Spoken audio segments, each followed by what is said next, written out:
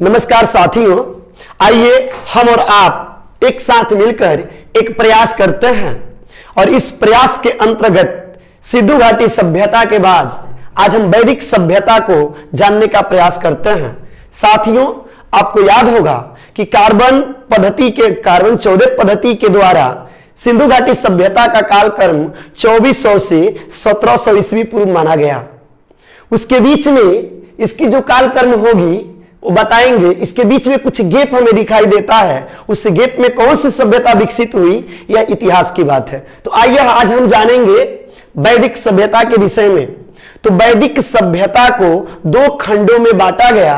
एक का नाम है ऋग वैदिक सभ्यता और एक का नाम है उत्तर वैदिक सभ्यता, यानी ऋग वैदिक काल और उत्तर वैदिक काल।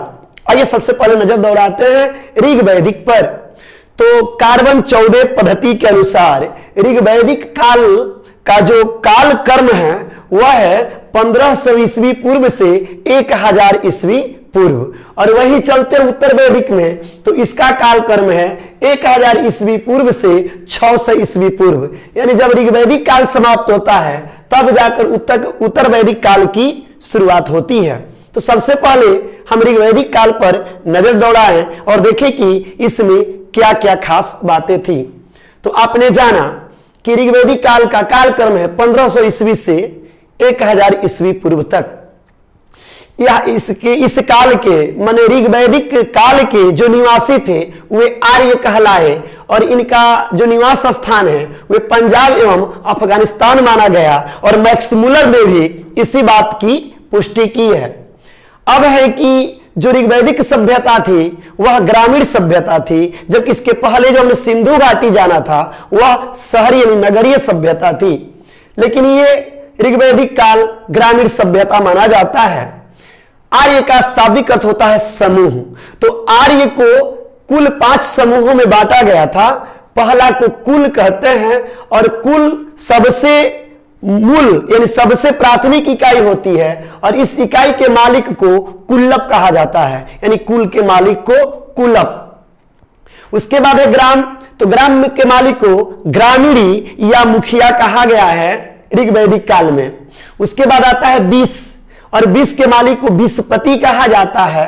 तब आता है जन। जन के मालिक को राजन या राजा कहा जाता है। और तब आता है राष्ट्र, और राष्ट्र का जो क्या कहते हैं पुरंदर होते हैं वे पुरोहित और सेनानी होते हैं।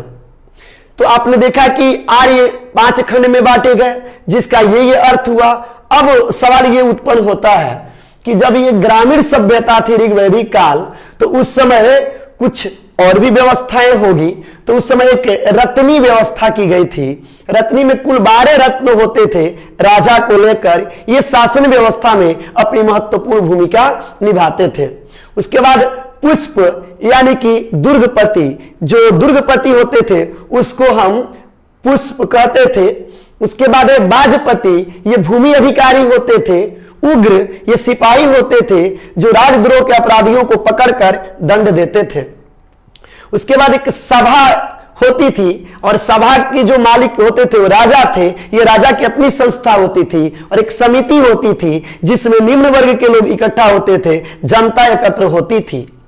अब ईशान यानी कि जो राजा होते थे वे वास्तव में क्या होते थे, तो सभा का, किस सभा का, यानी राजा का जो संस्था थी उस सभा के वे सभापति होते थे, तो उनको अध्यक्ष कहा जाता था, ईशान।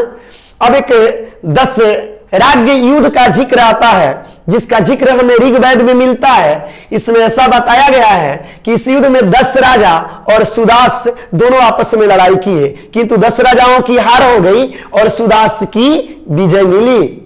ऋग्वैदिक काल जो हमारा है सामाजिक दृष्टिकोण से 4 खंडों में बांटा था, जिसमें पहला खंड जो था उसको हम कहते हैं ब्राह्मण, दूसरा खंड क्षत्रिय, तीसरा वैश्य और चौथा शूद्र। ऐसा माना गया है ऋग्वेद काल में जो ब्राह्मण थे वे ब्रह्मा के मुख से उत्पन्न हुए, और उसके बाद जब आगे आते हैं वे हैं क्षत्रिय, वे बाजू से उत्पन्न हुए, वैश्य उनके उदर से उत्पन्न हुए और शूद्र उनके पैर से उत्पन्न हुए।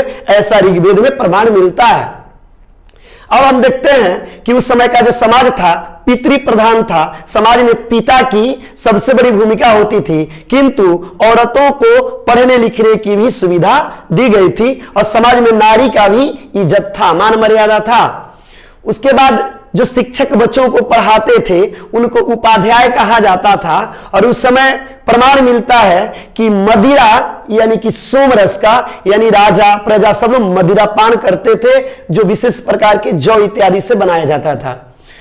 उपनिषदों की संख्या उस समय ही 108 हुई और उस समय यानी कि ऋग्वेद काल के लोग सूर्य को अपना धरती का सबसे बड़ा देवता मानते थे और उस समय एक सबसे बड़ा ऋषि हुए जिनका नाम था कराद। इन्होंने परमाणु के विषय में परमाणुवाद का सिद्धांत दिया। तो दोस्तों हमने देखा ऋग्वैदिक काल जो 1500 से 1000 ईस्वी पूर्व में थी। अब इसका जो दूसरा काल है वह है उत्तर वैदिक काल और इसकी शुरुआत हम मानते हैं 1000 ईस्वी पूर्व से 600 ईस्वी पूर्व। इसमें जो खास विशेषताएं हैं इससे अधिकांश मिलती जुलती विशेषताएं हैं और कुछ जो विशेषताएं इससे नहीं मिलती जुलती है उसको हम इसमें बताएंगे। यहां तो हमने देखा धरती का देवता सूर्य थे, लेकिन यहां पर अब सूर्य इंद्र को लोग छोड़कर एक प्रजापति देवता को मानने लगे।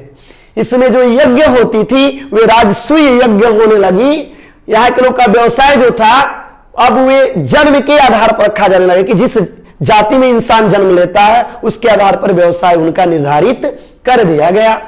अब है कि जो हल चलाया जाता था धरती जोतने के लिए उसको सीरा कहा गया और हल का जो रेखा था उसको सीता कहा गया। आगे चलकर जब आपको प्रमाण मिलेगा कि सीता जी का जन्म हल से ही हुआ था इसलिए उनको सीता कहा गया था।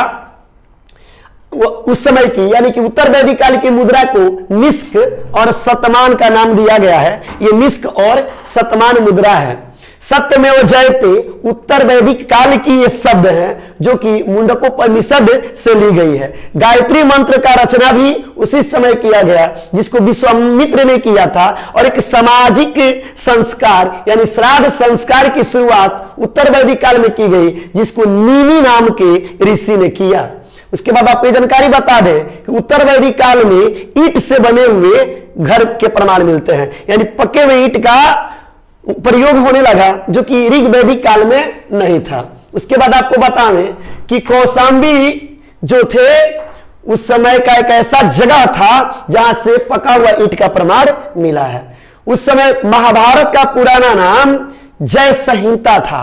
जय संहिता को आज हम महाभारत के नाम से जानते हैं और उसी समय से यानी कि उत्तर वैदिक काल से गोत्र की शुरुआत हुई जिसकी आज भी हम अपनाते हैं कि हम फल्ला गोत्र का है, हम फल्ला गोत्र का है। तो आपने देखा कि ऋग वैदिक काल और उत्तर वैदिक काल यह वैदिक सभ्यता का दो खंड है। हमने इसमें सामाजिक पक्ष राजनीतिक पक्ष दोनों में देखा। तो उम्मीद है कि आपने वैदिक सभ्यता को आसानी से समझा होगा, इसके दोनों खंडों को विषय में जाना होगा। तो इसी के साथ कहते हुए अलविदा लूंगा कि आप कमेंट बॉक्स में कमेंट जरूर लिखें, लाइक करें, शेयर करें। तब तक के लिए नमस्कार।